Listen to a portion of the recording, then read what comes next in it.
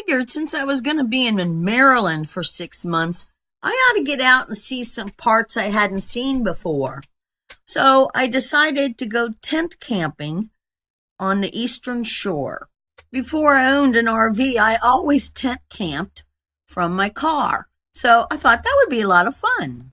And while a car is easier to maneuver than an RV, I found I really wasn't as prepared because I didn't have everything I owned with me. And I thought I could find a grocery store and stock up once I got down there. So I stopped at this country store. Turns out it was a bar and a liquor store. The market up the street was the same. So I wasn't going to get any seafood until I got to Ocean City.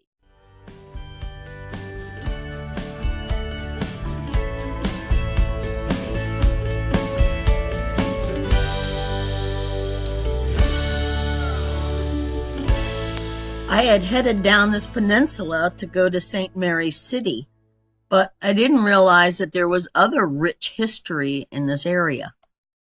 Just down the road from where I camped had been a Confederate prison during the Civil War. A lot of this peninsula has been lost to erosion. It was much bigger and it had a hotel with 100 cabins. In 1863, the U.S. government rented the peninsula to house Union soldiers and as a hospital. A year later, a few Confederate soldiers were sent, and then eventually the area was converted to a Confederate prison camp.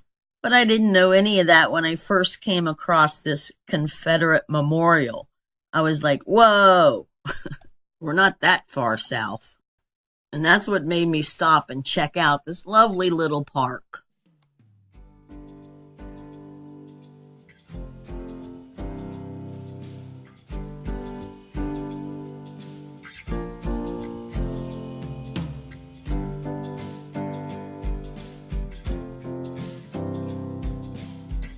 In case one memorial isn't enough, there's a second one just down the street a little bit. At the base of the many different kinds of Confederate flags are etchings of first-hand accounts from prisoners that were here. For example, the first day of January 64 was so cold that 5 of our men froze to death before morning. We all suffered a great deal with the cold and hunger. 2 of our men caught a rat and cooked and ate it. Underneath his pedestal is what they think was an original bean pot. One prisoner stated, "A cup of bean soup with 1 or 2 Yankee beans floating in it was our breakfast. I have found our food to be a small cup of soup with a stray Yankee bean in it here and there, and a piece of fat pickled pork as large as your hand. This, together with 2 or 3 cuts of loaf bread issued twice a day, completed our menu." Although I knew a lot of African Americans served in the Civil War, I'd never heard of them serving on the side of the Confederacy. That was a surprise. The Underground Railroad wasn't very far away. Look at that beautiful field of soybeans.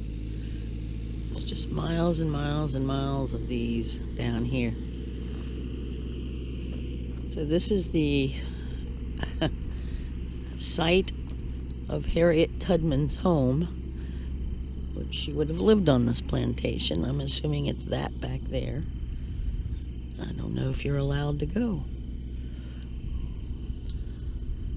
So I just drove 8 miles off the highway. This is it.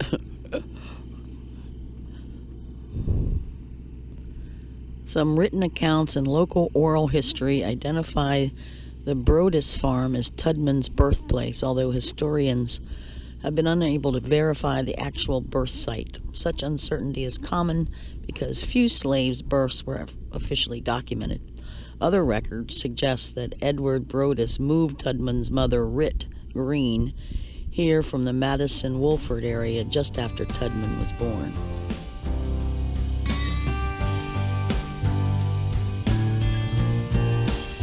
So maybe not. interesting.